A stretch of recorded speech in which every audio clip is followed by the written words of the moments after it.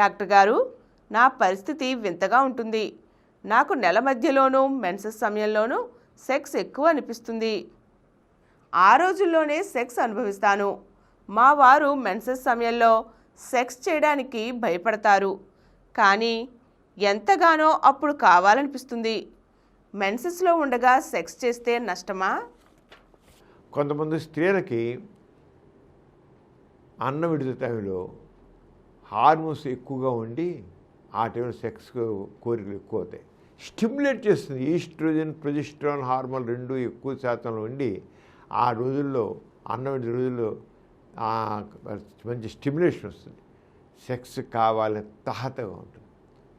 మరికొంత స్త్రీలకి మెన్సెస్ సమయంలో తక్కిన రోజుల కంటే కూడా మెన్సెస్ సమయంలో ఎక్కువగా సెక్స్ కావాలని కోరుకుంటుంది. ఎందుకంటే ఆ యోని ప్రాంతంలో రక్తాధిక్యత పెరిగి ఆ వేడి కామనాడుల్ని ప్రేరణ కలిగించి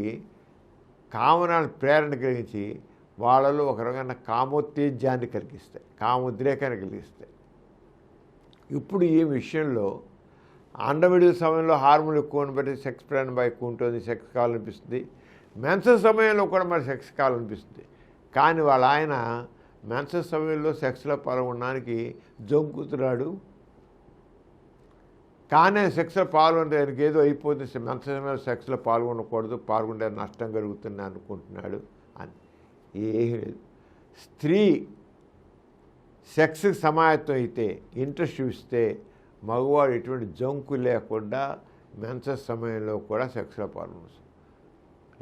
పురుషాంగ రక్తం అంటుకున్నా ఏ రకమైన వ్యాధులు రావు, అంగం కృషించిపోదు. కొంతమంది ఏమంటారంటే మెన్సెస్ బ్లడ్ అంటుకుంటే అంగం కృషించిపోతుంది, చిన్నదైపోతుంది, సన్నంగా అయిపోతుంది అనుకుంటారు.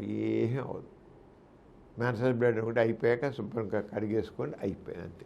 అంతేగా మెన్సెస్ బ్లడ్ బహిష్ట రసరావం అంటుకోవడం వల్ల పురుషాంగం ఏ రకంగా కూడా పాడవదు, అదేం లేదు.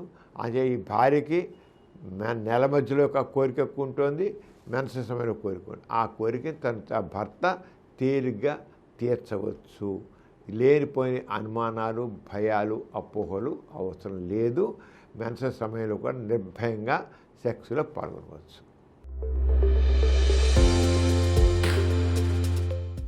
ఈ కార్యక్రమం మీకు ఎంతో నచ్చింది కదా.